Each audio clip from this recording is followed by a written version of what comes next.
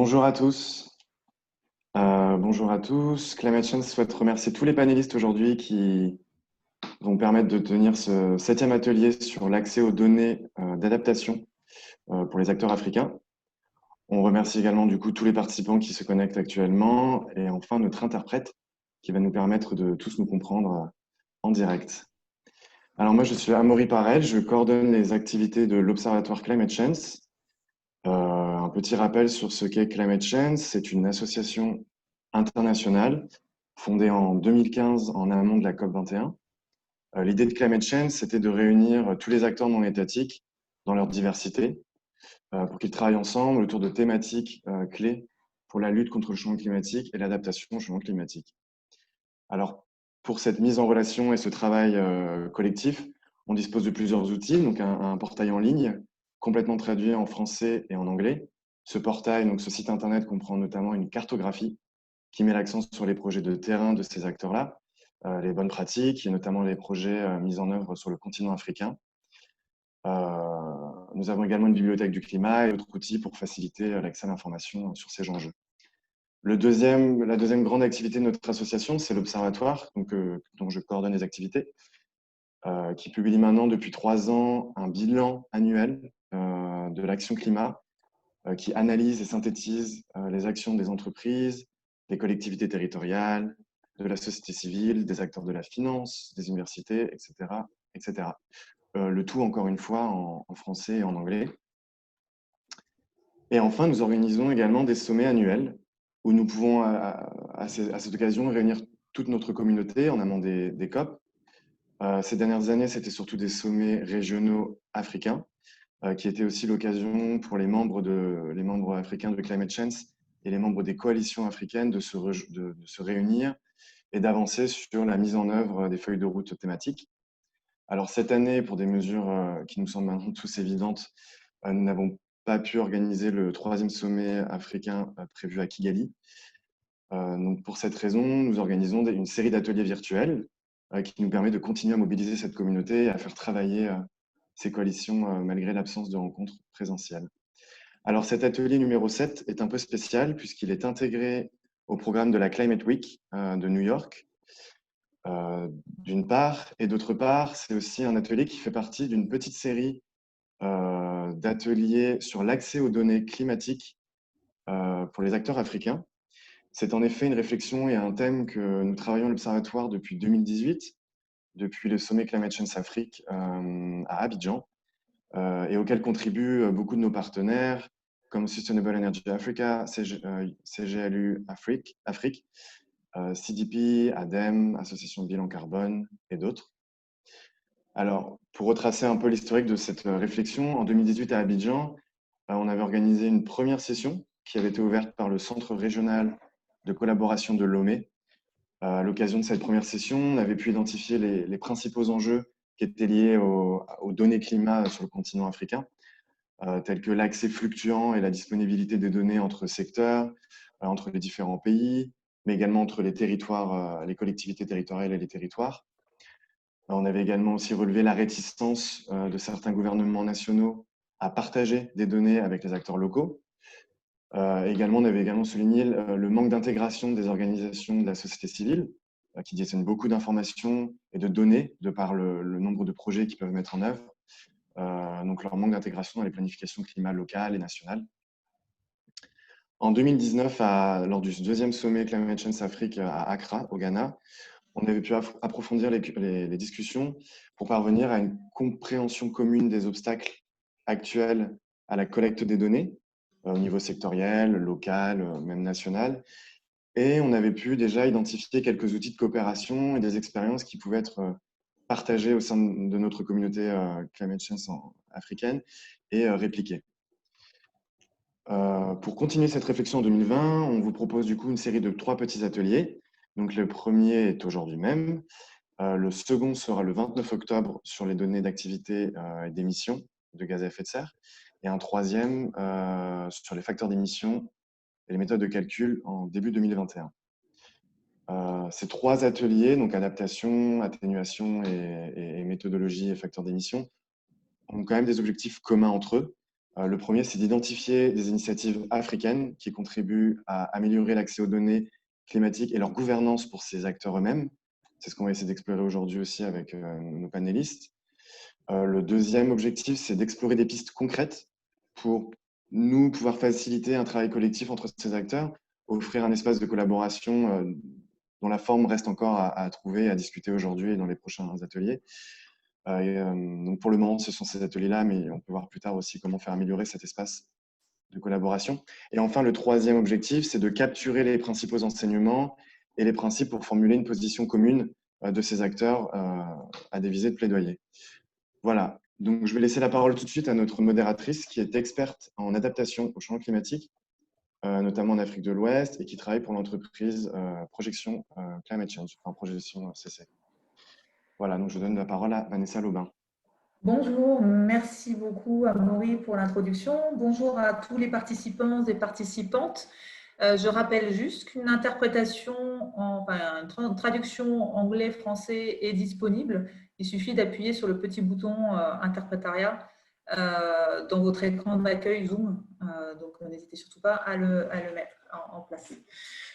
Donc, merci beaucoup pour cette introduction et ravie d'animer cet atelier qui se situe vraiment dans la droite ligne de tout ce qu'a réalisé Climate Change dans ces sommets africains ces 3 dernières années. Et je suis ravie aussi que le fait d'avoir une situation sanitaire qui nous bloque un petit peu pour être sur place en Afrique ne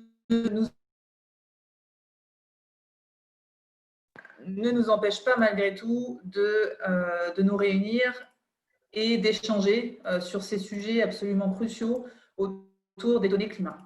Est-ce que vous voyez bien mon écran? J'espère que oui. J'ai quelques problèmes d'affichage. Alors, pour échanger sur ce sujet-là, nous allons avoir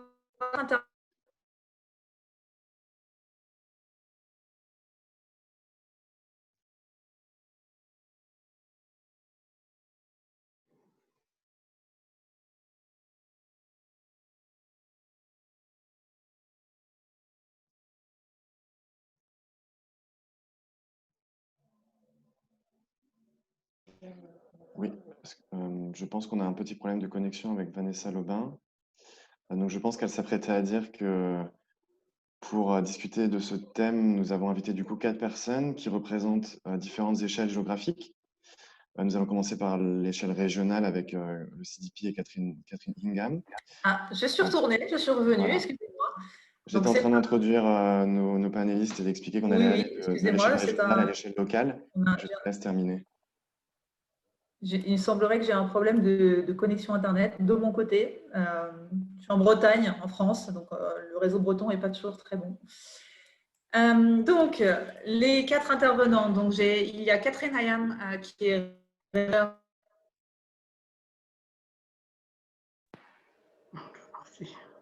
on a un vrai problème de… Est-ce que vous m'entendez? Oui, ouais. Oui, mon écran ne s'affiche plus, non? Non. Le PowerPoint. Bon, j'ai un problème, manifestement, il ne veut pas faire les deux en même temps. Amaury, est-ce que tu peux afficher le diaporama? Merci. Donc, Catherine Ayam, qui est Regional Manager au CDP pour l'Afrique. Ensuite, nous aurons une intervention de Dr Maguette Kerr, qui est expert à FOLU de manière générale au Centre Régional Agrimet, qui est un centre de production de données, de production de données climatiques notamment et agroclimatiques en Afrique de l'Ouest. Nous aurons ensuite Maureen Ambani, qui est coordinatrice régionale de la FAO basée à Nairobi. Et enfin, Mohamed Anden, qui est chercheur au comité de coordination des peuples autochtones d'Afrique. Donc, je leur poserai quelques questions par la suite.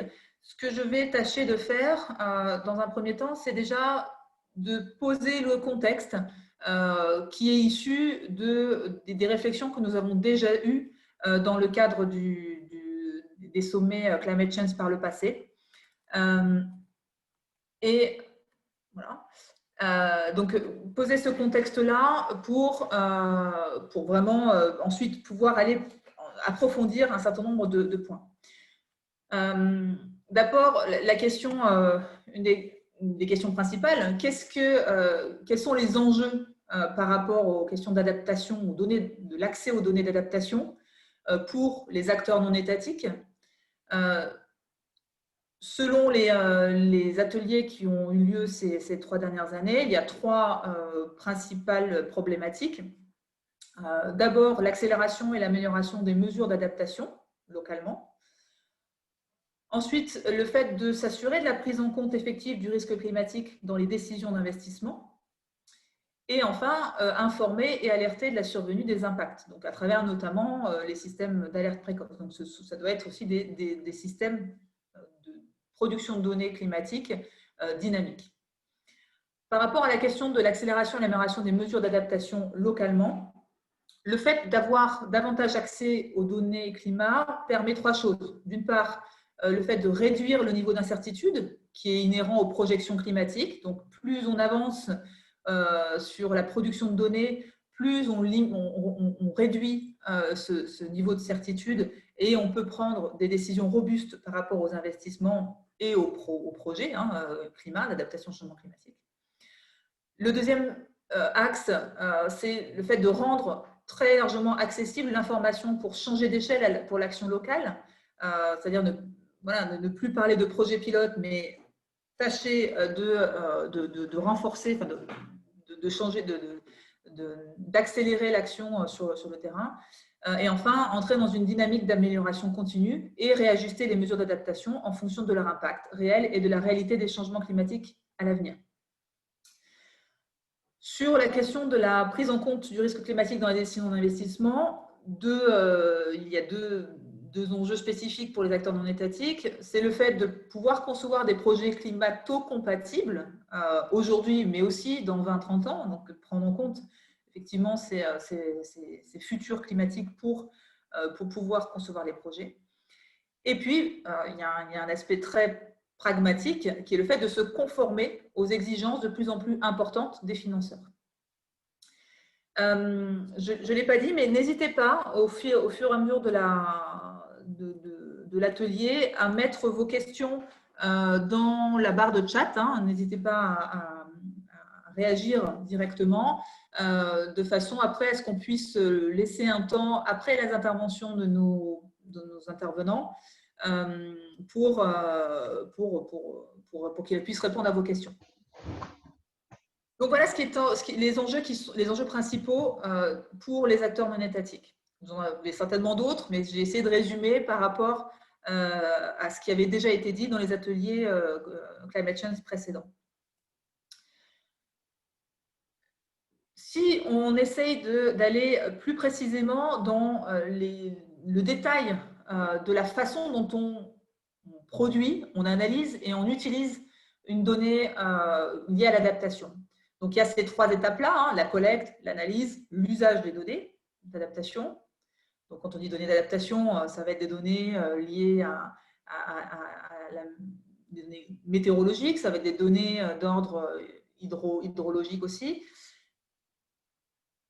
Et il y a aussi, donc au-delà de la collecte, de l'analyse et de l'usage, il y a aussi cette question de la gestion des bases de données, question qui est assez peu traitée généralement, notamment dans les pays ouest africains que je connais particulièrement, et c'est souvent la dernière roue du carrosse, on ne s'en occupe pas suffisamment.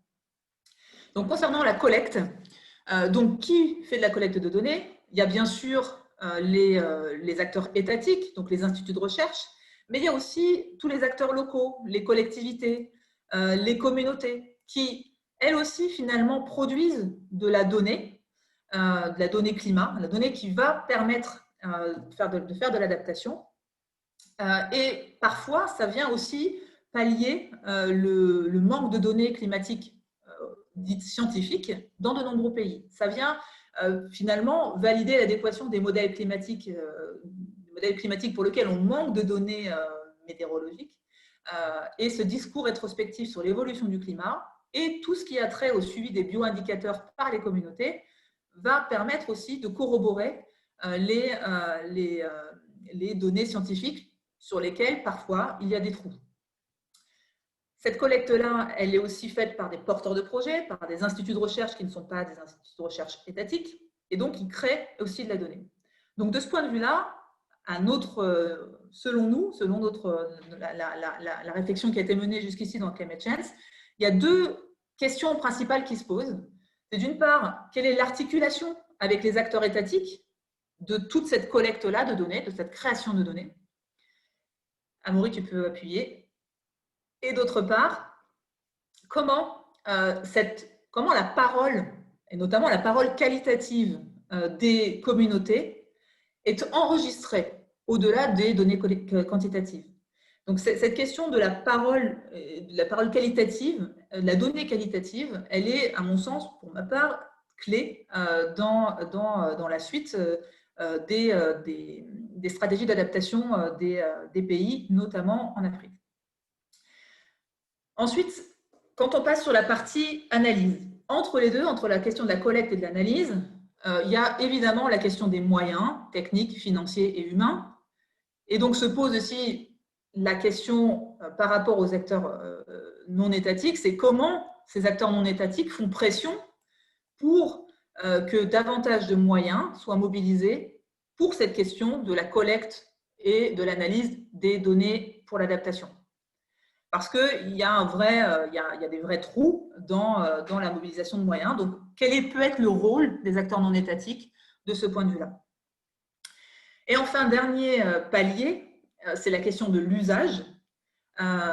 Donc, l'usage, il est fait généralement par les porteurs de projets. Alors, l'usage de la donnée adaptation, il est fait par le porteur de projet qui va concevoir des projets d'adaptation ou des projets de développement climato-compatibles. Ça va être aussi des collectivités territoriales qui vont faire de la planification climat, qui vont faire du reporting. Mais ça va aussi servir à faire du plaidoyer, notamment pour mobiliser des financements supplémentaires. Et donc se posent ici deux questions principales à destination des acteurs non étatiques.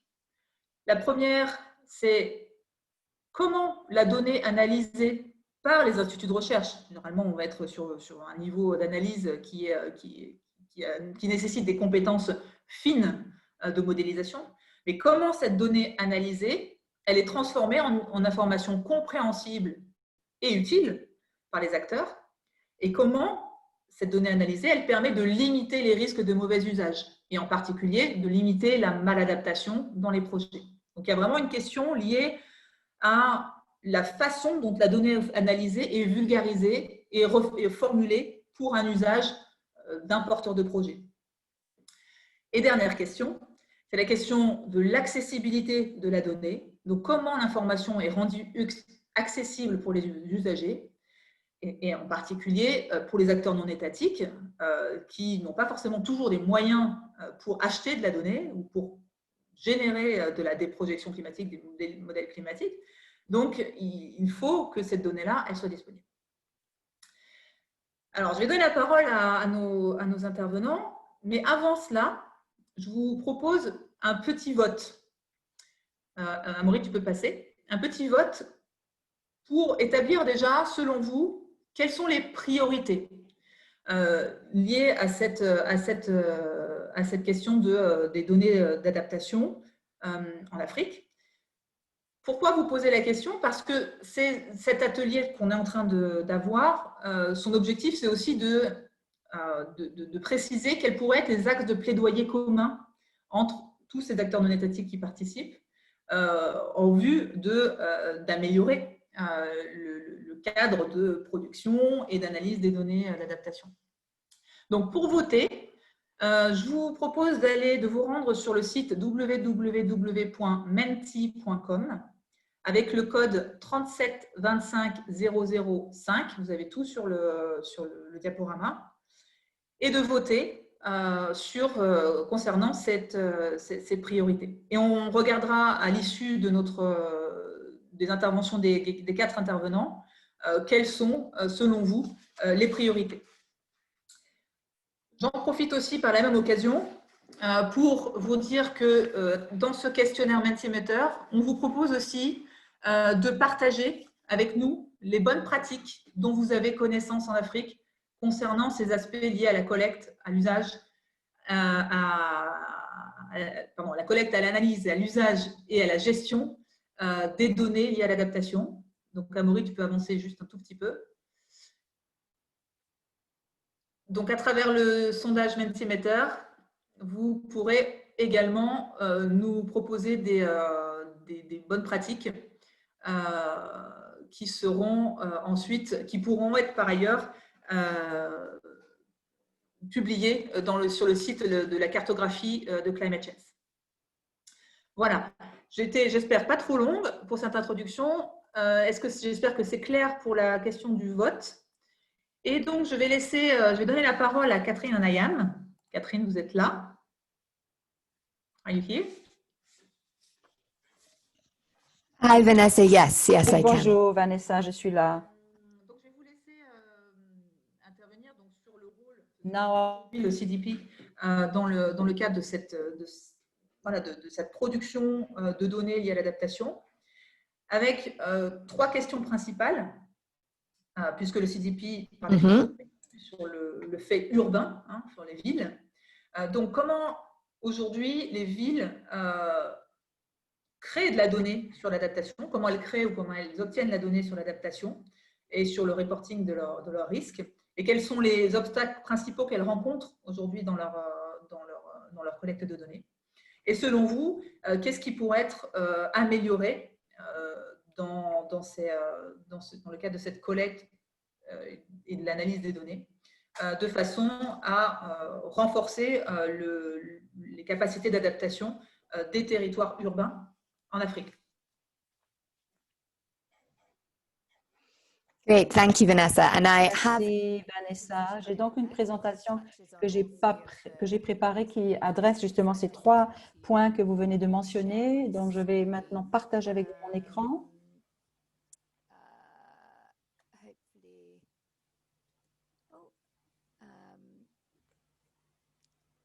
hopefully you can see this now. J'espère que vous le voyez.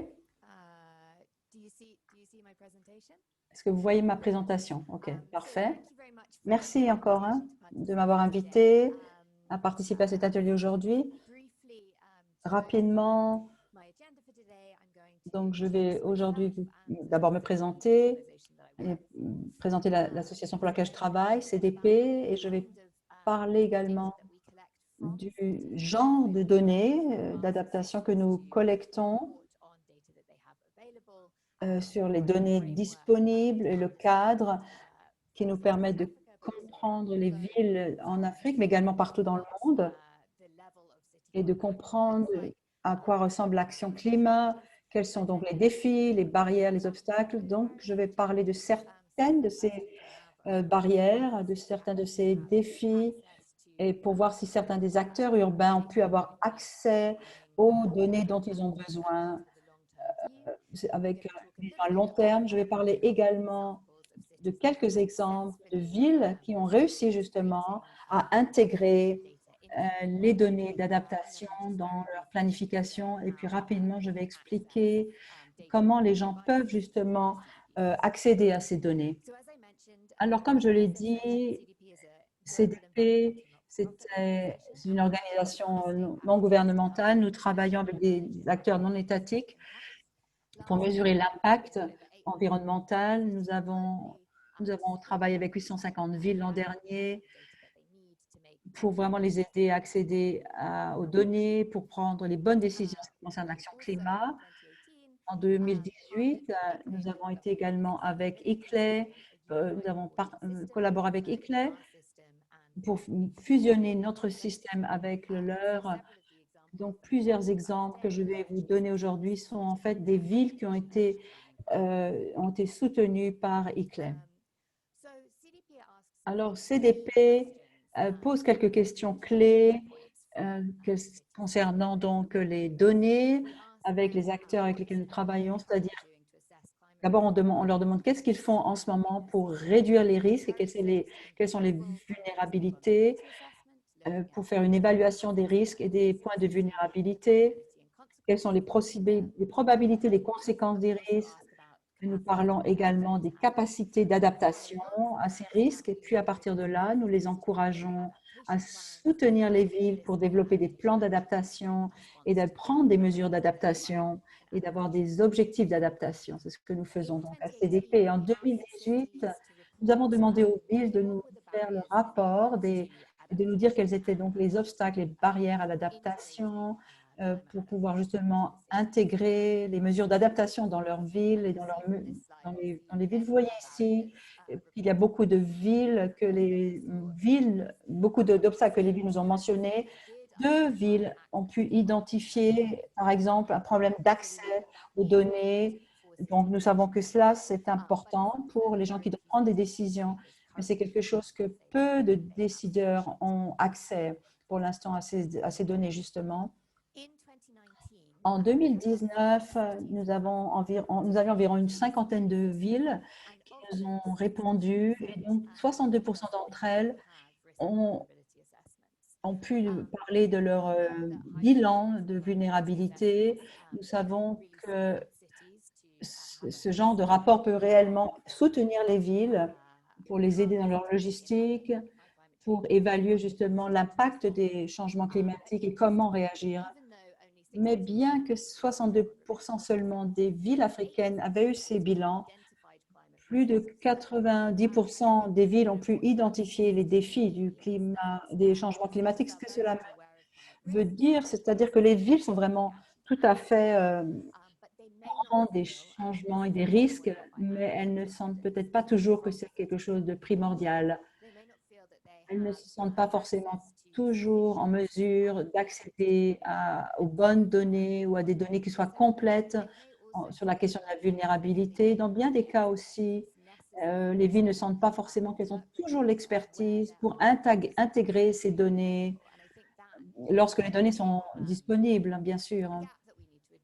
Et c'est vraiment quelque chose là, il y a un fossé que nous devons vraiment adresser pour pouvoir nous assurer que les décideurs aient accès à ces données. Ce que nous avons vu également, ce que dans l'ensemble, et ça c'est vraiment un chiffre tiré de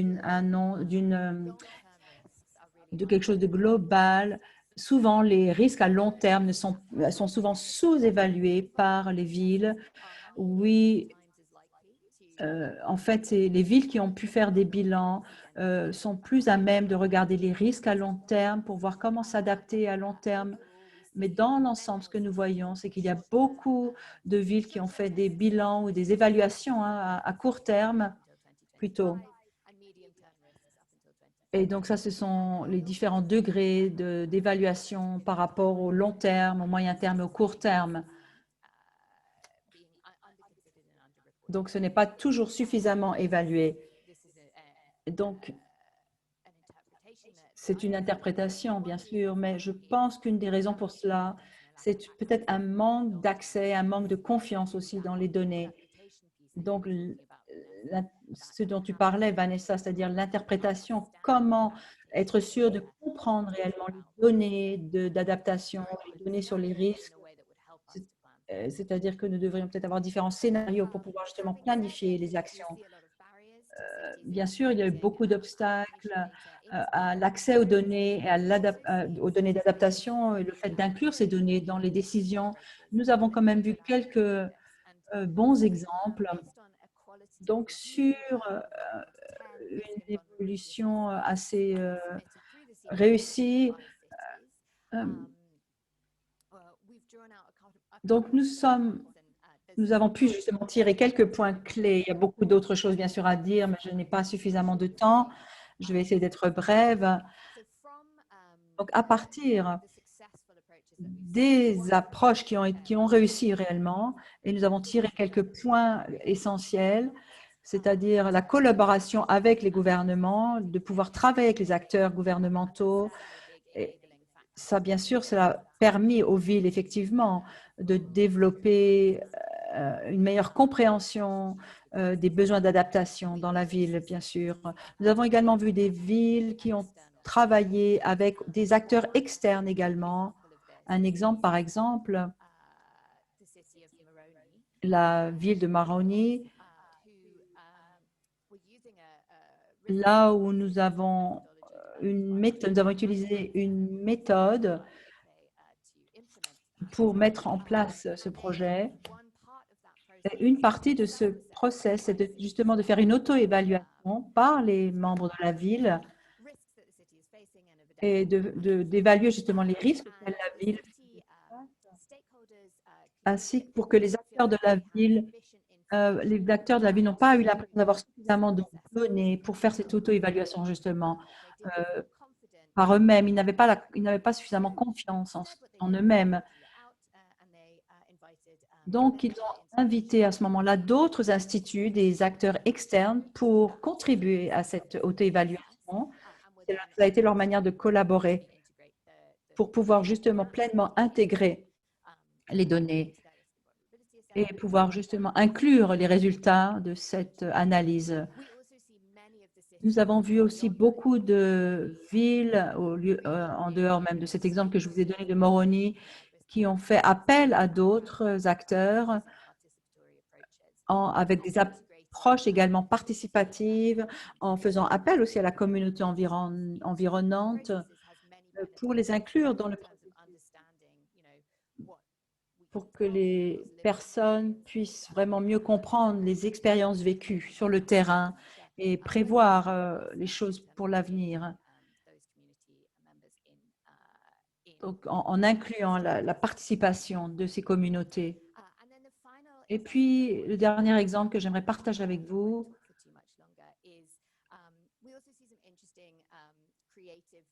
nous avons également vu plusieurs autres idées tout à fait innovantes.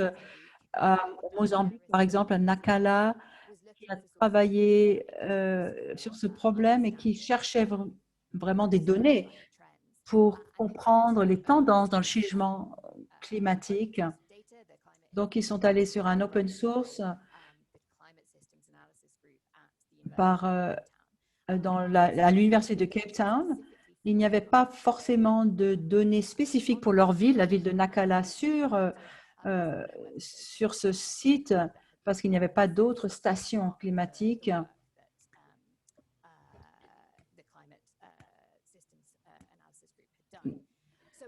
qui ont été faites dans le passé. Donc, ils se sont servis à ce moment-là d'autres données d'une autre ville en utilisant le proxy et d'autres facteurs qui leur ont permis de faire une comparaison avec une ville qui était plus comparable que la leur. Ce n'était pas forcément tout à fait exact, mais c'était plus ou moins comparable à leur situation. Donc, ils se sont servis de ce système également. Donc, je crois que je vais m'arrêter ici pour le moment et je vais vous laisser avec ce dernier point, donc l'accès aux données. Tous ces documents sont accessibles sur notre site de CDP. Vous pouvez avoir donc toutes les données. Vous pouvez voir également les résultats des villes qui nous ont été transmis. Nous encourageons vraiment tout le monde à se rendre sur notre site et à se servir de ces données que nous avons réussi à collecter. Donc, je crois que je vais m'arrêter ici pour le moment. Merci beaucoup, Catherine. Merci beaucoup, Catherine, pour ce partage d'expérience qui est déjà très riche, du partage d'expérience du CDP sur la question des données d'adaptation, à la fois sur la production de données d'adaptation, mais aussi sur l'utilisation en vue de faire des évaluations de vulnérabilité des villes. Je voulais juste que vous précisiez en 2 mots quel est le périmètre en fait de l'analyse du CDP en termes de nombre de villes qui participent à l'enquête du CDP de villes africaines. Absolutely. So, oui, bien sûr. La plupart des données que j'ai partagées qui viennent de 2018-2019.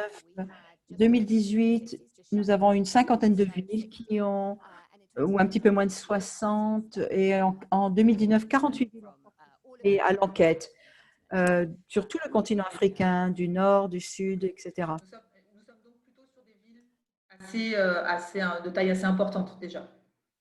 Ou est-ce que vous avez un panachage de villes? Yeah, that's a really good question. Oui, c'est une très bonne question. En fait, oui, effectivement, c'est un mélange Nous avons travaillé, bien sûr, avec le groupe de C40.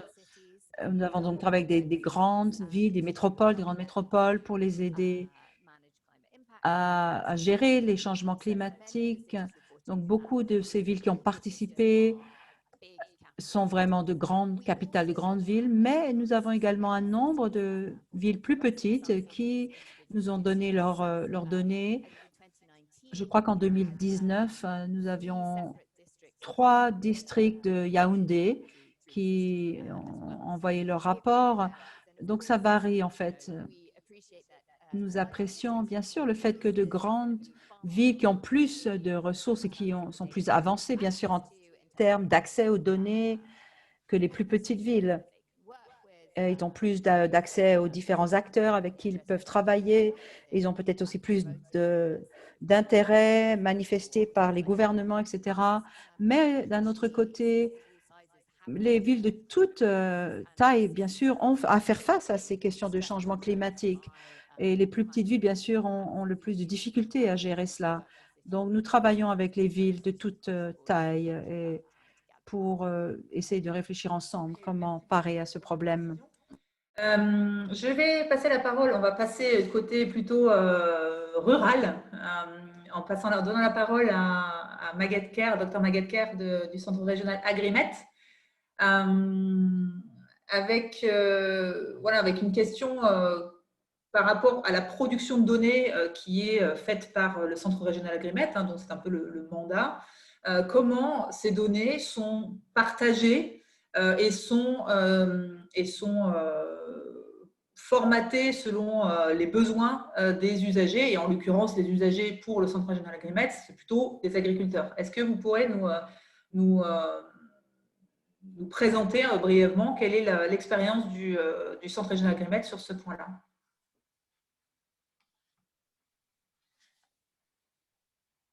Alors, le micro est coupé, Maguette. Ouais.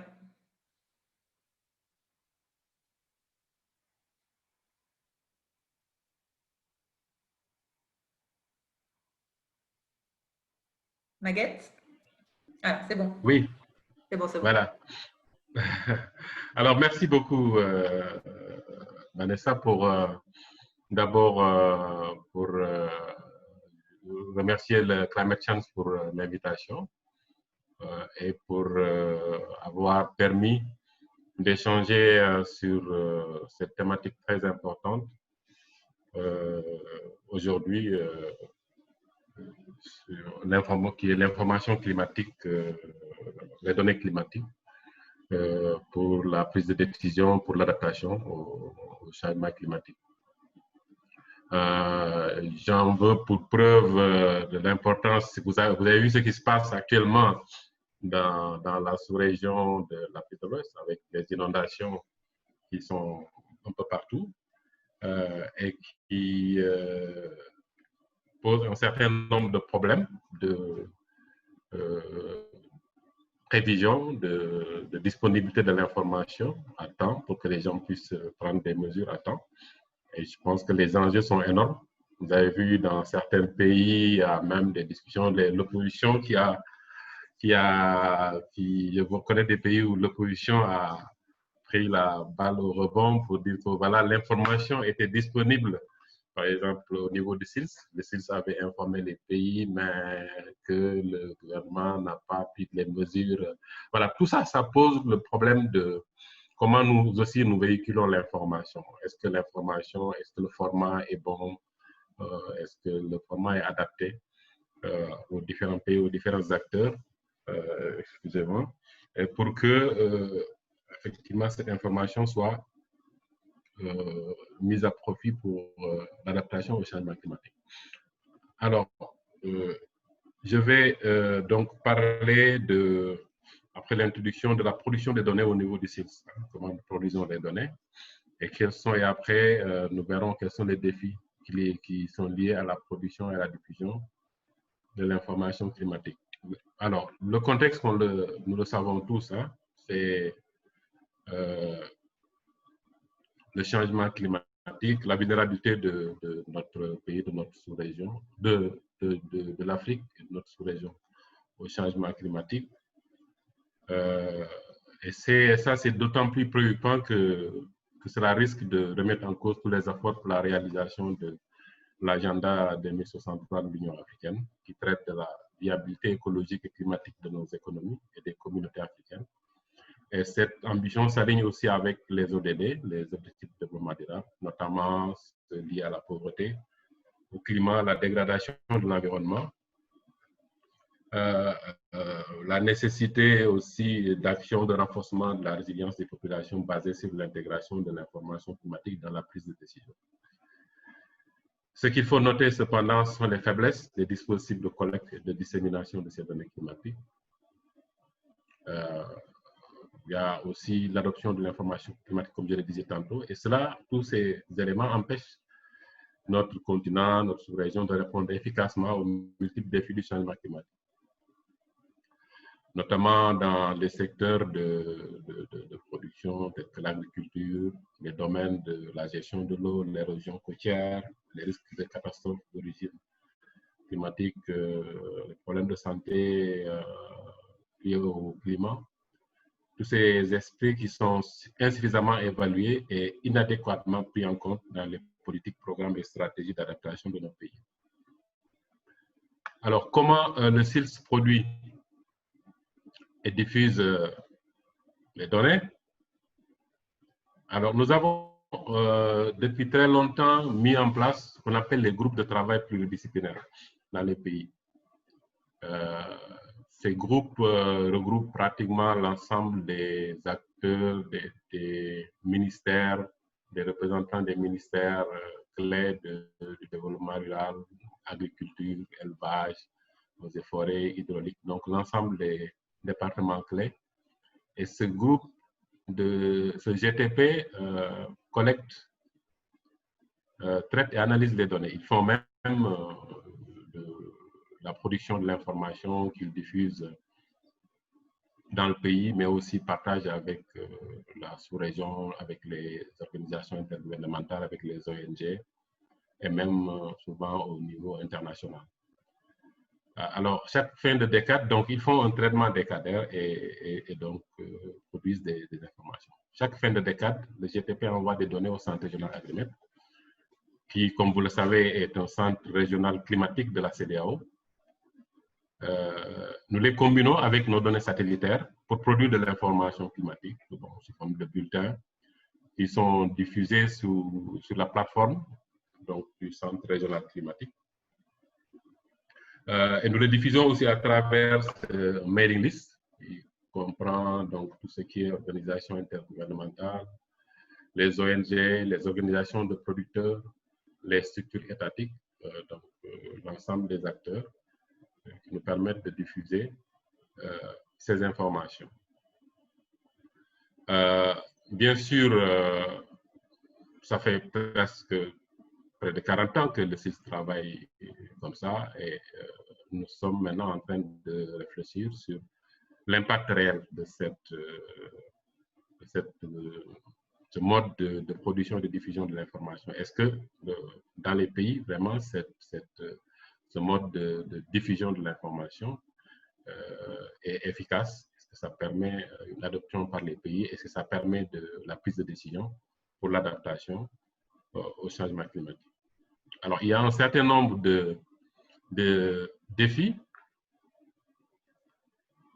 qui sont liés aux utilisateurs finaux de l'information climatique. Il y a des défis donc, qui sont liés aux informations, notamment la qualité des produits, la disponibilité des informations aux échelles appropriées.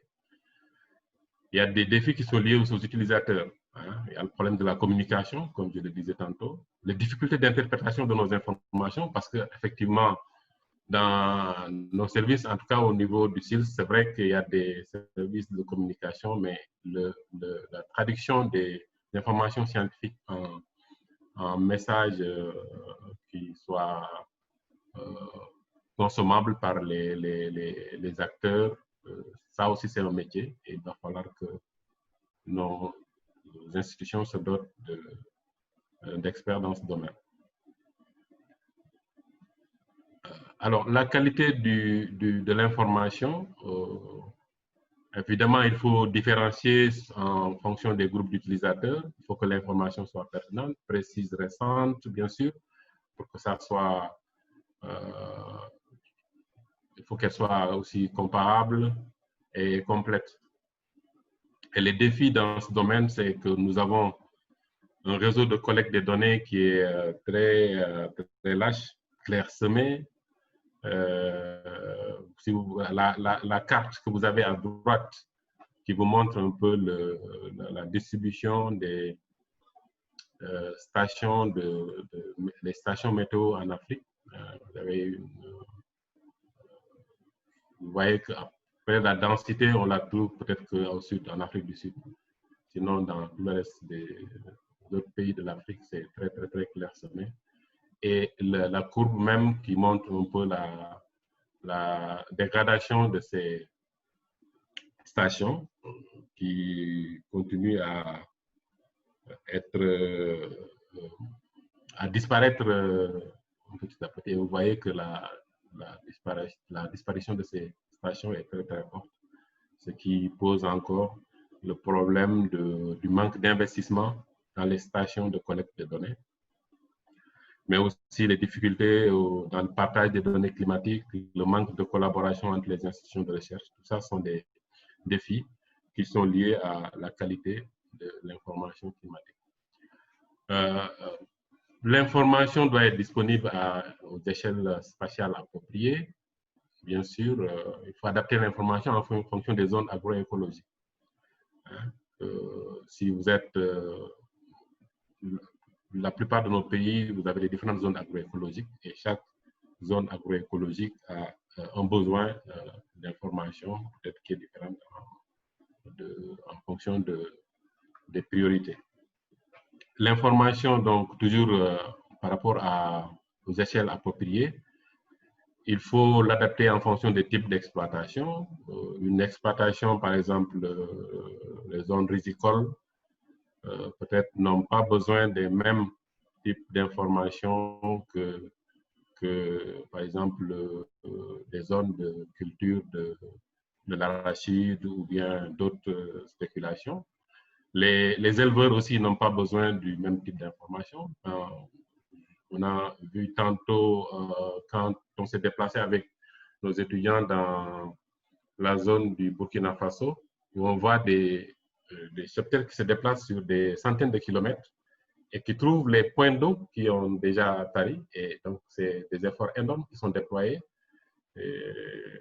qu'on pouvait éviter si l'information était portée à leur niveau. Et donc, ça aussi, l'agrément avec le projet Servir Afrique de l'Ouest travaille sur ces questions-là pour mettre l'information à la disponibilité des utilisateurs à temps. Alors, on voit aussi que il y a la faiblesse de niveau d'instruction de l'utilisateur. Hein. L'alphabétisation pose un problème. Donc, ce que je disais tantôt sur l'interprétation de l'information climatique, ça aussi, il y a des efforts à faire pour relever le niveau d'instruction des utilisateurs. On a des informations à des échelles temporelles appropriées. Par exemple, les informations à court terme pour gérer les catastrophes. Par exemple, ce qui se passe actuellement dans la sous-région, les inondations. Il faut que les informations soient mises à la disposition des populations à temps pour des prises de décision opérationnelles. Hein. C'est aussi valable pour les semis, pour les traitements phytosanitaires, les engrais, l'irrigation, et même certaines sorties de terrain. Tout ça, c'est lié à des informations à court terme. À moyen et long terme, aussi, ça permet d'avoir des prises de décision stratégiques, notamment sur le choix des cultures à mettre en place, dans le domaine de l'élevage, ce qui est type le nombre d'animaux qu'il faut gérer au niveau de l'exploitation. Sur aussi tout ce qui est terrain de culture, donc il y a toutes ces informations à moyen terme et long terme qui permettent donc d'avoir des prises de décision stratégiques. Une minute encore, Maguette? Oui, d'accord, ok. Et pour les supports de communication, ça aussi, ça dépend du niveau d'instruction des utilisateurs, de l'organisation sociale de la communauté des utilisateurs, du calendrier des utilisateurs. Et les défis, c'est que les réseaux de communication, souvent, ne couvrent pas tous les pays, par exemple les réseaux téléphoniques. Et souvent, il y a des ruptures au niveau de ces réseaux. Et l'énergie est un grand problème dans beaucoup de pays de la sous-région.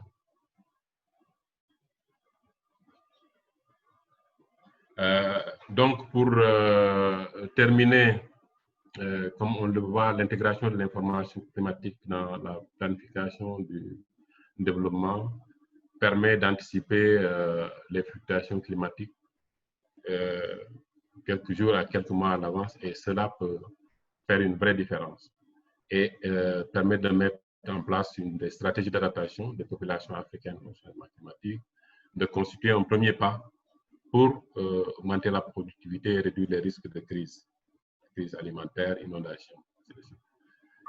Le Centre régional climatique travaille sur ça et essaie de mettre en place un dispositif régional automatisé de collecte de données et de dissémination des informations climatiques au Sahel et en Afrique de l'Ouest, mais aussi travaille beaucoup sur le renforcement des capacités des acteurs, sur la prise en compte de l'information climatique et sur l'intégration de l'information climatique dans les politiques, dans les programmes et dans les stratégies régionales, nationales et locales.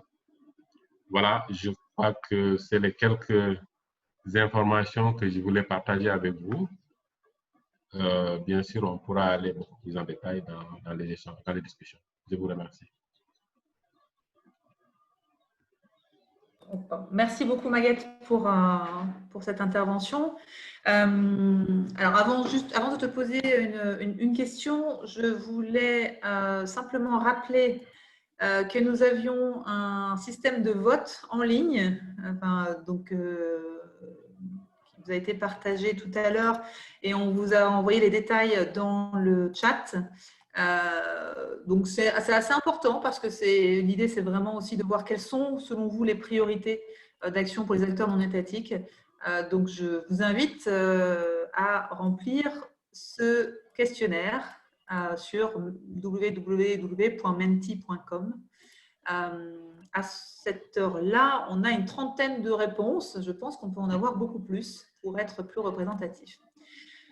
Donc, merci beaucoup, Maguette, pour cette intervention. Ce que je constate, c'est que revient souvent la question de l'adéquation des données produites avec les besoins des usagers.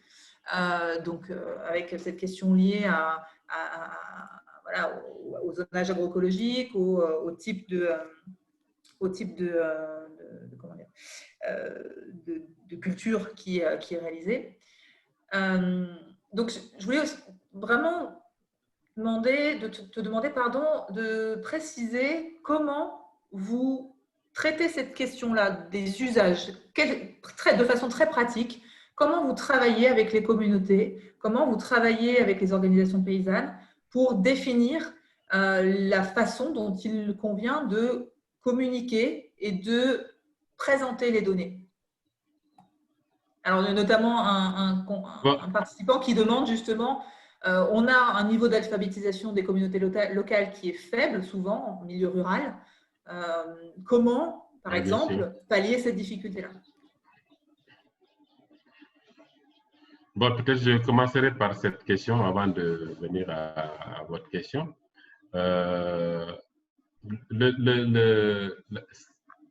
niveau d'alphabétisation, je pense qu'il va falloir, comme je le disais tantôt, traduire nos informations scientifiques à des messages beaucoup plus consommables. Et ça, je dis que ça, c'est un métier. Il faut qu'on puisse... Il y a des instituts, il y a des ONG, il y a des structures qui travaillent parfaitement sur ces questions-là. Il y a, par exemple, au niveau du Sénégal, je crois qu'il y a le GRET qui nous avait avec qui nous avions travaillé pour traduire un peu des messages scientifiques d'un projet. Et ils ont utilisé des outils qui permettent à des publics beaucoup moins alphabétisés de pouvoir comprendre les messages avec des outils très simples, hein, des images, des cartes qui permettent vraiment de visualiser un peu l'information scientifique, que ça soit beaucoup plus digeste. Donc, c'est travailler sur vraiment la traduction de nos informations climatiques avec des messages beaucoup plus simples, beaucoup plus accessibles. Maintenant, au niveau local, le problème qu'on a, c'est déjà, je pense que j'en ai parlé, c'est que vous avez dans une région ou bien dans un département, 1, 2, 3 stations météo qui produisent des données. Bon, ce qu'on fait, c'est quand les données sont remontées au niveau du centre Agrimet, on essaie de combiner avec les données satellitaires. Parce que quand on parle d'adaptation au changement climatique dans une localité, pour des producteurs qui expriment vraiment des problématiques locales, il faut bien sûr que les solutions d'adaptation qui sont proposées, il faut que ces solutions répondent à des problématiques climatiques locales. Et souvent, le problème qu'on a, c'est qu'on reste un peu, dans les analyses qui sont faites au niveau de nos pays, on reste un peu général au niveau d'une région ou bien du pays, et ça ne définit pas la problématique à l'échelle locale. Donc, alors qu'on peut, avec les modèles, on peut, si on arrive à avoir des données climatiques à l'échelle locale, on peut faire des projections, voir comment, par exemple, la pluviométrie, la température, bon, bien d'autres paramètres climatiques, comment ils évoluent dans le temps, comment ils vont dans le temps, comment ils vont impacter, par exemple, sur l'agriculture, sur l'élevage, dans la localité, et quels sont les impacts, donc les mesures à prendre pour faire face. Et en travaillant avec les acteurs locaux, que ce soit les producteurs, à travers une approche participative, bien sûr, parce que souvent on parle de participation, mais en réalité, on conçoit souvent des programmes, on vient impliquer les populations. Moi, je parle de participation réelle où les acteurs locaux, nos partenaires locaux sont dans le processus, à toutes les étapes du processus, et ont un pouvoir de décision sur les options à prendre pour faire face aux changements climatiques. En fonction de l'information climatique qui est traitée, quelles sont les options à prendre pour justement faire face aux impacts potentiels. Donc, c'est à travers, encore une fois, cette approche participative au sens réel du terme qu'on pourra mieux travailler avec les acteurs sur le terrain pour faire face aux impacts du changement climatique. Merci beaucoup, Maguette. C'est des questions qui reviennent beaucoup hein, dans le chat. Là, voilà, cette question de l'adéquation entre la donnée produite, les informations produites et finalement l'usage réel. Je pense que c'est un axe vraiment important de travail. Et je voulais justement du coup donner la parole à Maureen Ambani. Maureen, vous êtes coordinatrice régionale basée à Nairobi pour le World Food Programme, donc pour la FAO, pardon. Et je voulais vous poser la question, puisque vous avez eu un passé dans d'autres organisations, sur vraiment la mise en œuvre de services climatiques à destination de communautés locales. Je voulais justement vous demander quelles étaient selon vous les clés de succès pour la mise en œuvre de services climatiques et notamment pour renforcer les communautés locales, en particulier en milieu rural. Et question connexe, est-ce que vous avez déjà vu certains services climatiques intégrer de la donnée empirique venant de la communauté locale, venant des communautés locales et finalement participant également à la prise de décision?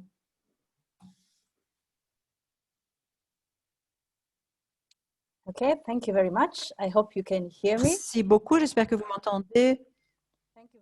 Merci.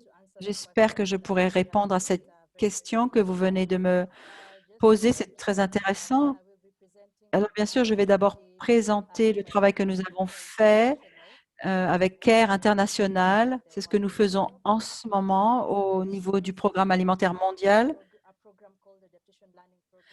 Ce que nous appelons donc le programme d'apprentissage pour l'Afrique, qui est donc mis en place au Ghana, au Niger, au Mozambique et au Kenya. Ce qui se passe, mais principalement au Ghana, c'est ce que nous allons voir. Donc, c'est un travail qui se fait depuis presque 7 ans, donc dans le but de développer les capacités d'adaptation pour pouvoir gérer les risques climatiques ainsi que les désastres, les risques climatiques et désastres climatiques. Donc, pour parler des questions et des facteurs de succès pour la mise en place de services de climat, ce que nous avons fait justement, c'était surtout, nous avions besoin d'avoir les communautés locales, nous devions leur permettre d'avoir une meilleure capacité d'accès. Mais il n'y avait pas suffisamment de connaissances concernant le climat, les changements climatiques, le futur, l'avenir, et comment donc les gens devraient s'adapter et prendre les bonnes mesures. Donc, au tout début du projet, nous avons commencé par comprendre qu'à cause de la variété des désastres climatiques qui affectent souvent les populations les plus vulnérables, il nous fallait justement intégrer ces services climatiques comme un outil pour aider à la prise de décision et comment mieux s'adapter.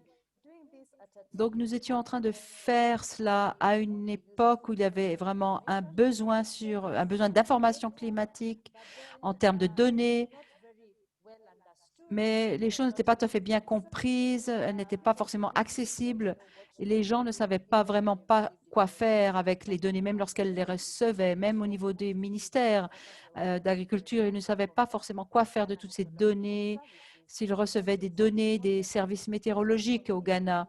Donc, pour les communautés, il est question vraiment de prendre des décisions saisonnières par rapport à la culture, quel genre de culture, qu'est-ce que nous devons cultiver, à quelle saison, etc.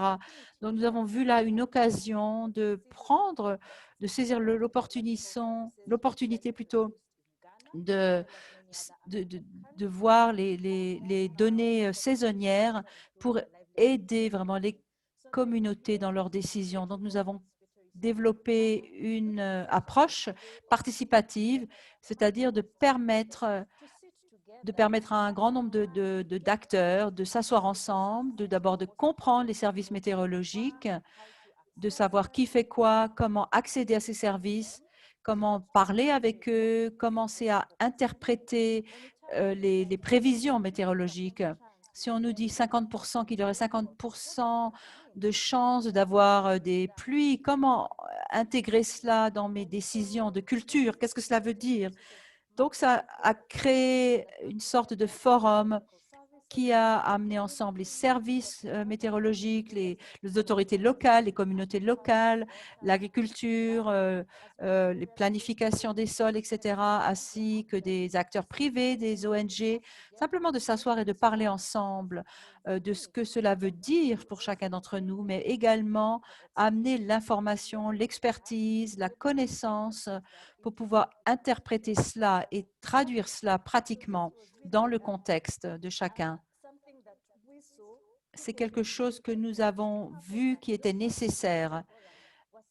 C'est quelque chose que les gens désiraient, mais ils n'avaient jamais eu l'occasion de se rassembler. Donc, ça a été vraiment une bonne occasion de rassembler les gens, pour parler du temps et du climat d'une manière constructive, mais également ça a permis de développer l'analyse des données, de ce que les communautés faisaient déjà, de ce qu'elles avaient observé pendant le temps, pendant les différentes saisons, des changements climatiques,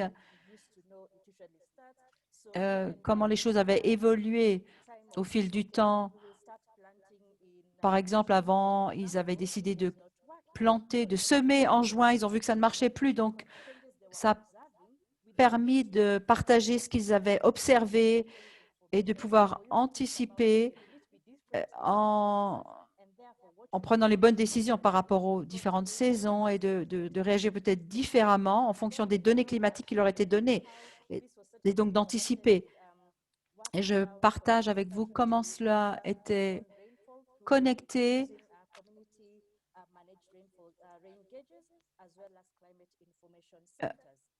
au centre d'information climatique. Alors, comment est-ce que ça s'est passé? En fait, ces services climatiques ont été développés autour de l'adaptation, autour des communautés. Donc, nous étions assis ensemble pour discuter, pour laisser les communautés locales parler des points de vulnérabilité, des questions d'accessibilité. Est-ce qu'il y a plus de migration, par exemple, au Ghana? Est-ce qu'ils ont vu des migrations venant d'autres pays avec leurs troupeaux, par exemple? Ce sont des régions plus rurales, plus agricoles. Est-ce qu'il y a eu des tensions entre les différents groupes? Donc, les communautés ont commencé à penser ou réfléchir comment s'adapter, comment développer d'autres stratégies. Par exemple, si je veux commencer de planter, de semer maintenant au Burkina, s'il y a de la sécheresse, est-ce que ça veut dire que plus de personnes vont venir sur mon territoire, dans ma région, avec leurs troupeaux, parce qu'il y a la sécheresse chez eux? Comment influencer le gouvernement local à prendre les bonnes décisions entre les communautés pastorales, les communautés de fermiers, etc., pour éviter justement les conflits? Maintenant, pour pouvoir interpréter les prévisions météorologiques, il faut que les personnes apportent leurs propres connaissances. Les gens eux-mêmes, ils ont observé au fil des années les saisons, les changements climatiques. Ils ont observé les comportements, comment les plantes, même les cultures ont évolué. Et donc, ils apportent ces informations pour nous aider à comprendre les prévisions des services météorologiques. Par exemple, quand on parle de la pluviométrie, qu'est-ce que cela veut dire? Quels sont les indicateurs sur les saisons à venir? Comment mettre toute cette information ensemble pour que ensemble nous puissions comprendre ces informations et que nous puissions veiller à ce que les personnes puissent utiliser ces données. Ensuite, en plus de leurs mesures locales, les services de météorologie, par contre, vont peut-être annoncer qu'il y aura 20 mm d'eau dans ma communauté. Qu'est-ce que ça veut dire?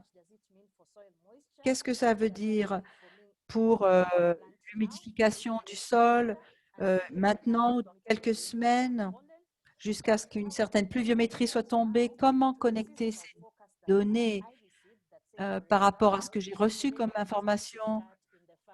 Par contre, par exemple, si la pluie va commencer en avril, mais si moi je regarde mes données, je vois qu'en avril, est-ce que je peux vérifier les données pour voir s'il y a suffisamment de pluie pour que je puisse commencer mes semailles?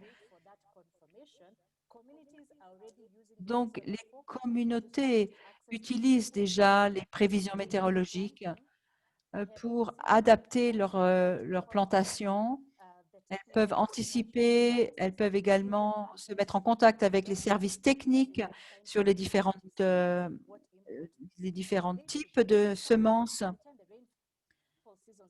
Et lorsque la saison des pluies arrive, en fait, ces populations sont beaucoup mieux adaptées et préparées.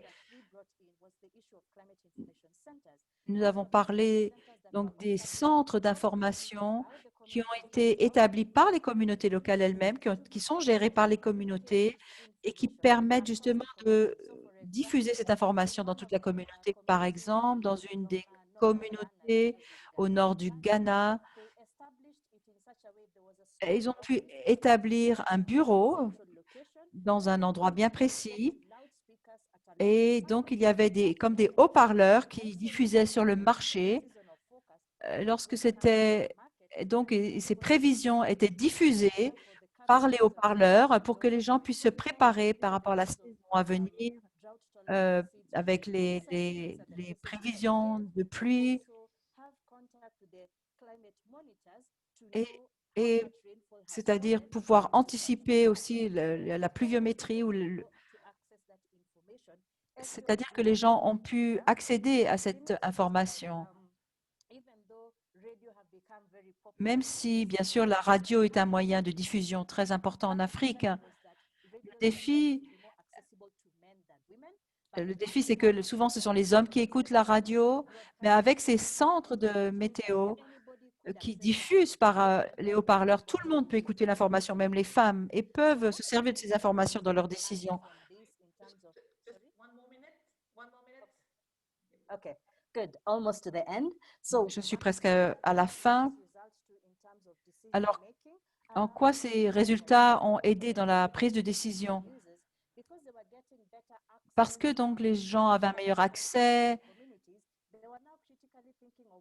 les gens ont pu commencer à se demander quelle information partager avec les communautés et de quelle manière aussi pour que les gens puissent mieux comprendre, ce qui nous a donné l'occasion de développer de meilleures connexions, de meilleurs liens pour s'assurer que l'information soit accessible à tous. Pour ce qui concerne les communautés, bien sûr, ce n'était pas toujours facile de communiquer les informations. Quel est le meilleur moment pour moi de semer, etc., ce genre de questions. Bien sûr, pour pourvoir aussi aux besoins alimentaires. Ça a surtout aidé les femmes, en fait, ce système. Ces femmes qui, à la base, sont celles qui luttent le plus parce qu'elles n'avaient pas forcément toutes les informations nécessaires. Mais maintenant, les femmes se sentent plus à l'aise. Elles peuvent prendre leurs propres décisions, même dans les groupes de femmes. Elles peuvent mieux nourrir leur famille également. Je crois que je vais m'arrêter là. Vous pourrez trouver toutes les autres informations sur notre site. Very inspirant pour beaucoup de porteurs de projets qui sont parmi nous. On vous posera quelques questions par la suite. Je voudrais quand même d'abord donner la parole à Mohamed Anden, qui est chercheur au comité de coordination des peuples autochtones d'Afrique. Vous venez un petit peu clôturer cette session de discussion, Mohamed, et j'ai envie de vous poser la question justement par rapport à cette parole des communautés locales qui, on l'a vu, peut être enregistrée. Il y a certains projets qui y arrivent, qui parviennent à intégrer dans les services climatiques cette parole de la communauté, cette connaissance locale du système climatique.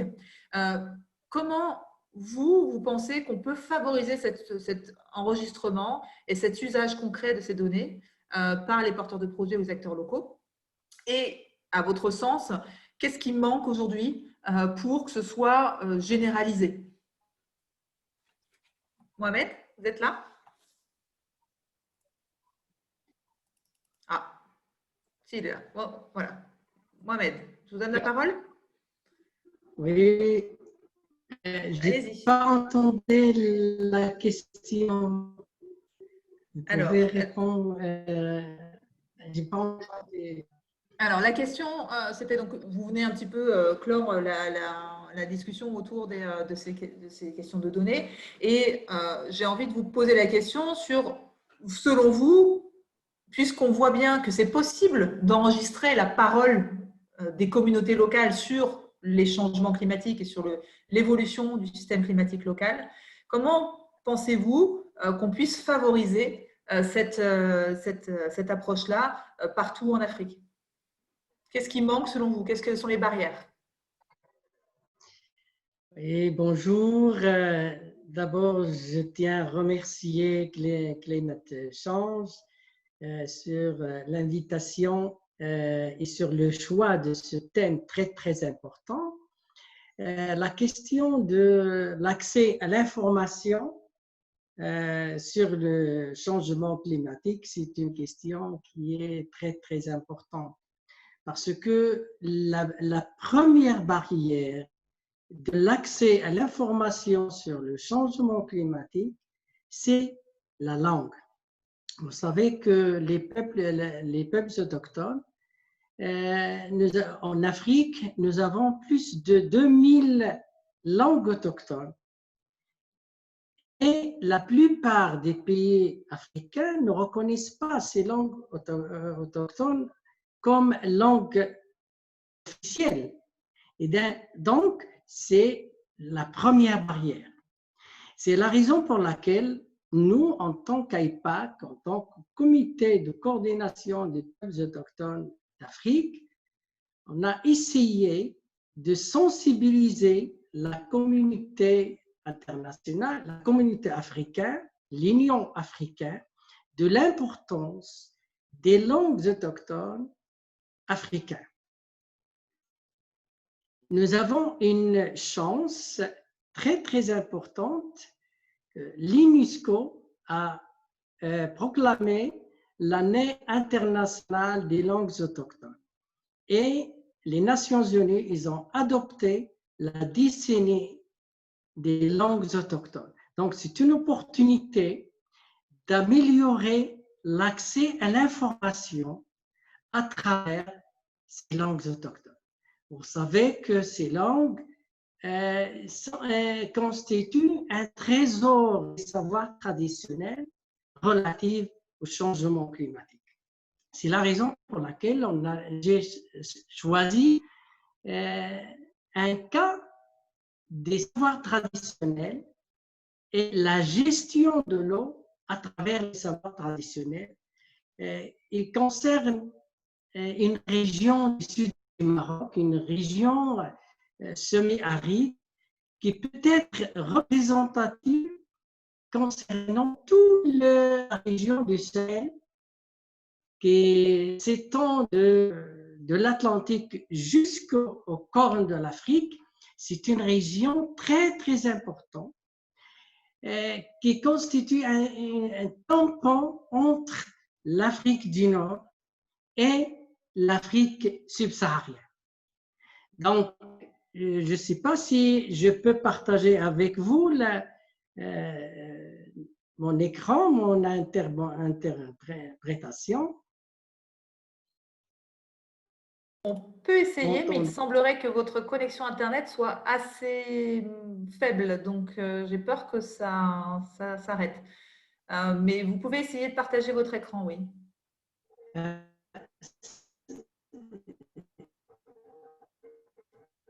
Ça y est. Je pense que ça va être... Non ? Oui, alors je pense que ça va être un petit peu délicat. Ou alors, coupez votre vidéo. Ah, oui, c'est ça, oui, oui. Voilà, merci. Et je vous demanderai de vraiment nous préciser par rapport aux données, vraiment aux questions d'adaptation au changement climatique, si vous pouvez orienter votre propos. Merci beaucoup. Ouais, je vais essayer de couper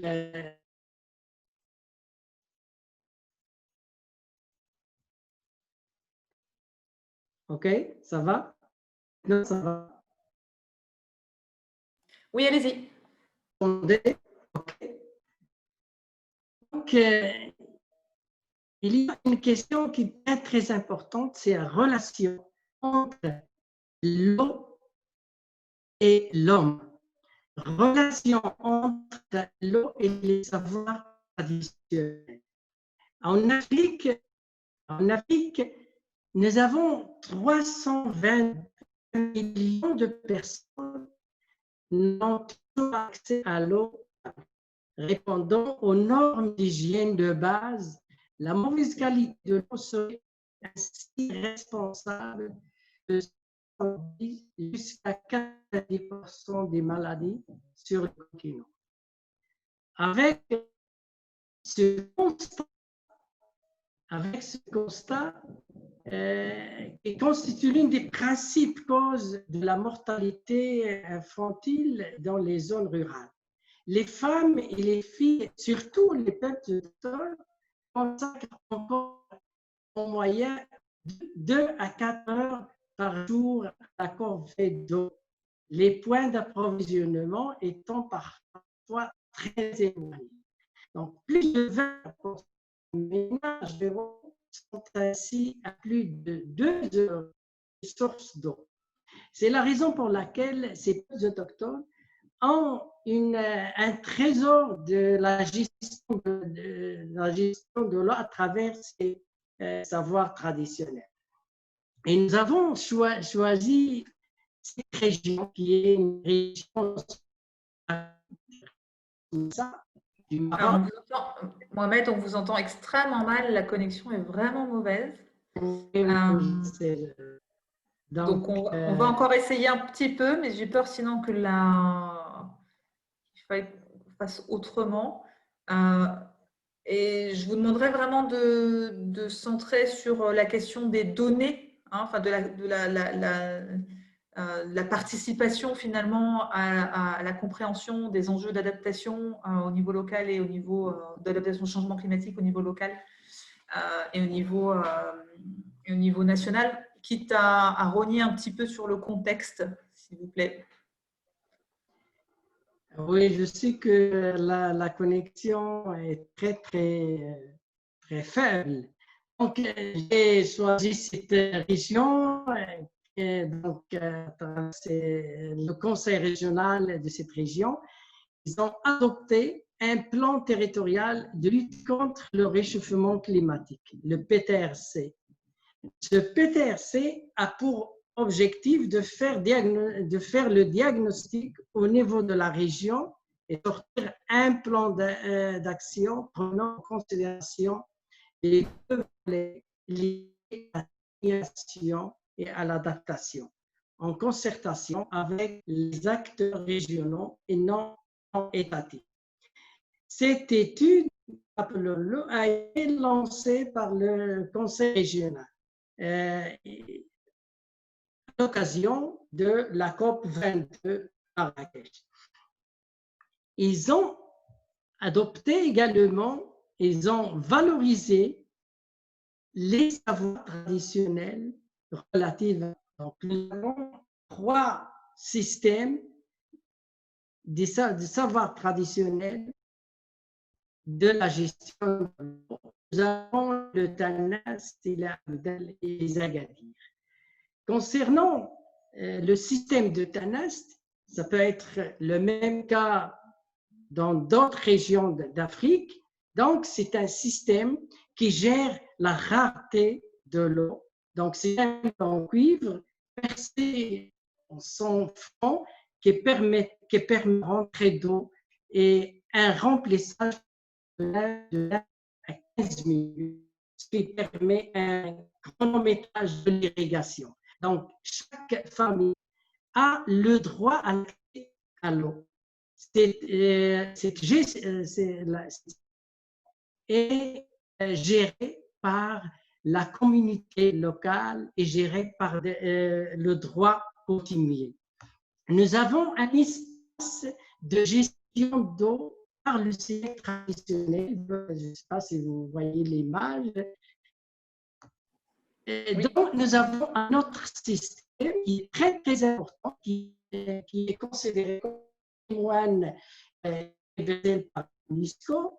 C'est le système de Khatara qui représente un véritable patrimoine matériel, ingénieux, ancestral de ce terrain qui a joué à travers l'histoire,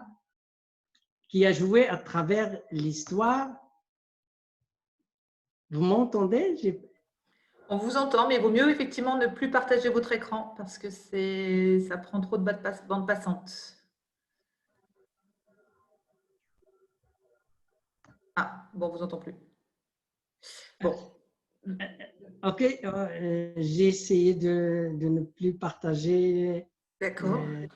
Peut-être que on va essayer de garder encore juste quelques minutes pour une série de questions-réponses. Donc, peut-être si vous pouvez nous expliquer donc, plus précisément par rapport alors, j'ai plus retenu le nom, parce que le TANAST, c'est ça, cette unité de mesure sur l'utilisation de l'eau. Est-ce que typiquement, vous pouvez nous expliquer comment cette unité de mesure qui est très locale, elle peut renseigner finalement différents échelons territoriaux sur, sur les stratégies d'adaptation à adopter. Par exemple, est-ce que c'est une unité de mesure qui pourrait être appliquée à d'autres territoires marocains?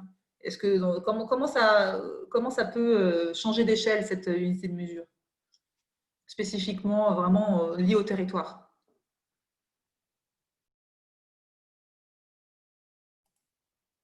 Bon, il semblerait qu'on ait un problème de connexion avec Mohamed. Je suis désolée. Bon, on va garder ce temps-là pour faire quelques questions-réponses. Vraiment, on va avoir juste 5 minutes. Mais avant cela, je voulais qu'on vous présente les résultats du questionnaire qui est passé, qui est à rate, pardon, excusez-moi.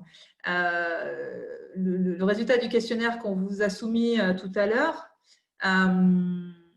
Voilà, et donc, sur la question qui était posée sur concernant les données liées à l'adaptation, quelles sont selon vous les priorités, on constate quand même que finalement, le fait d'avoir des moyens supplémentaires pour la production et l'analyse de données, elle arrive en toute dernière position, selon vous, en termes de priorité. Et je trouve que c'est très intéressant parce que vous le dites vous-même, il n'y a pas forcément besoin de moyens supplémentaires.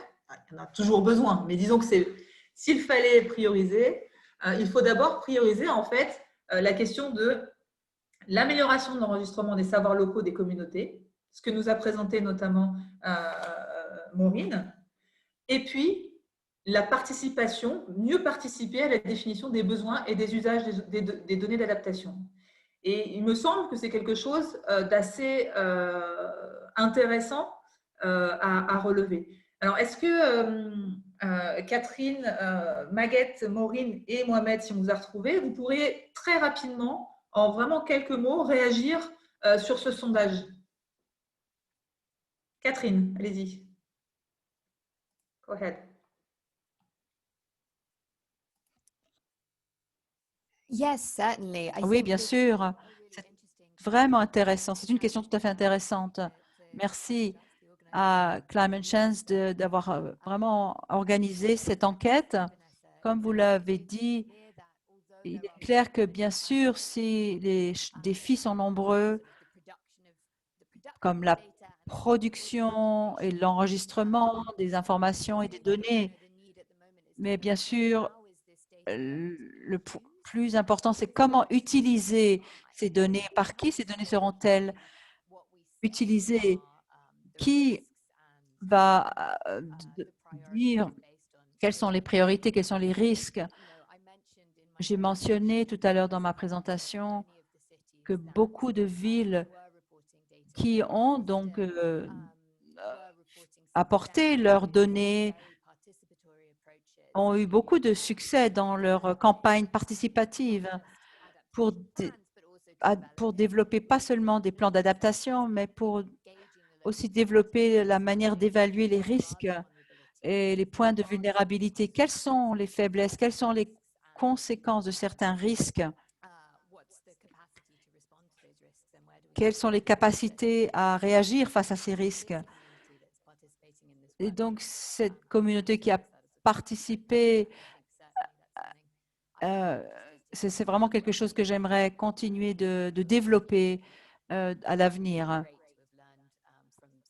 Je suis vraiment très heureuse d'avoir appris de ce que les uns ou les autres ont pu dire, notamment de ce que Maureen a partagé par rapport à l'intégration de la science avec la connaissance locale des communautés, de ce qu'elles peuvent nous apporter. Maureen, est-ce que vous souhaitez réagir à ce rapide sondage? Okay, thank you. Yeah, it is indeed a very Bien sûr, c'est tout à fait intéressant cette enquête et incroyable de voir que les gens veulent vraiment améliorer donc l'enregistrement des savoirs locaux. C'est à cause de l'intégration des données scientifiques. Une autre chose, ce n'est quelque chose qui n'est pas statique, qui change beaucoup. Ce que les gens avaient peut-être observé il y a 20 ans, ce ne sera pas forcément la même connaissance sur le terrain que les gens auront aujourd'hui parce que les gens ont plus de connaissances. Donc, ce qui est critique maintenant, c'est vraiment de penser à comment combiner les détails, les informations. Qu'est-ce que cela veut dire pour les buts de l'adaptation et de remarquer également que dans une des communautés, beaucoup de connaissances provenaient des populations plus âgées, alors que les plus jeunes, bien sûr, eux, ils ont accès au téléphone, aux informations mondiales. Donc, ce n'est pas forcément ce que les gens ont observé dans leur environnement, mais ils ont également accès à d'autres formes de connaissances qu'ils peuvent mettre à profit. Ça aussi, c'est important. Merci. Merci beaucoup, Maureen. Maguette, est-ce que tu souhaites réagir par rapport à ce sondage-là? Oui, bon, c'est vrai que on s'attendait à voir, par exemple, la demande de moyens supplémentaires pour la production de données sortir en premier, hein, parce que c'est ce qui permet de produire. Mais bon, c'est vrai qu'aussi, avec maintenant l'utilisation des données satellitales, on arrive à contourner un peu les lacunes au niveau des données. Et que, comme c'est ressorti, la priorité est donnée à la prise en compte des savoirs locaux. Je crois que c'est effectivement dans les prévisions que nous faisons ici, l'importance des savoirs locaux sont toujours soulignés. Maintenant, le problème, c'est de savoir comment traduire justement ces savoirs locaux-là, faire le lien avec les données scientifiques, faire le lien parce que pour faire, par exemple, des prévisions au niveau local, ils ont des indicateurs qui leur permettent, par exemple, de prévenir, de parler de l'approche de l'hivernage, voilà, et un certain nombre d'informations thématiques qui peuvent traduire avec les savoirs locaux qu'il faut donc intégrer avec les données scientifiques. Effectivement, c'est important et ils l'ont mis en avant. Merci Maguette. Alors je suis désolée, on est vraiment au bout du, au bout du webinaire et je crois qu'il n'y a plus de traduction. Donc il va falloir bientôt s'arrêter. Je voulais juste savoir si Mohamed était revenu.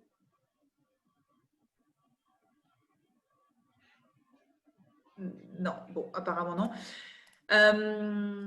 Donc, on va être obligé de fermer, mais on a essayé quand même au cours de la conversation de faire part d'un certain nombre de vos questions.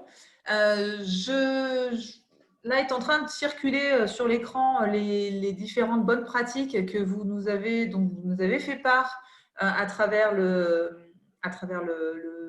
sondage.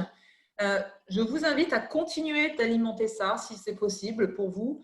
Y compris à travers le site de l'association Climate Chance et sa cartographie de l'action. Je pense que plus nous aurons des exemples de bonnes pratiques liées à cette collecte, à cette question d'analyse et d'usage et de gestion des données liées à l'adaptation, plus nous verrons que ça n'est pas si compliqué que ça et qu'en tout cas, il y a des choses qui existent, qui se font bien, et qu'il faut s'en inspirer. Donc, je vous invite vraiment à faire ce travail-là. Donc, l'adresse de l'association, enfin, la cartographie Climate Change est sur www.climate-chance.org. Et ensuite, vous allez sur la cartographie des actions. Je vous remercie beaucoup. Je remercie tous les participants, tous les speakers, tous les intervenants pour votre présence aujourd'hui. Je pense que c'était vraiment important. Nous partagerons bien sûr les présentations des uns et des autres aux personnes qui s'étaient inscrites à l'atelier. Et on vous donne rendez-vous, je ne me souviens plus la date, on vous donne rendez-vous pour un prochain atelier le 29 octobre à 15 h plutôt sur le volet atténuation cette fois et sur la question des données d'activité. Je vous remercie encore. Merci à tous les intervenants et à très bientôt. Merci beaucoup. Merci beaucoup à tout le monde. Merci beaucoup. Merci, au revoir. Au revoir, à très Merci bientôt. beaucoup, au revoir. Merci beaucoup encore. Thank you very much.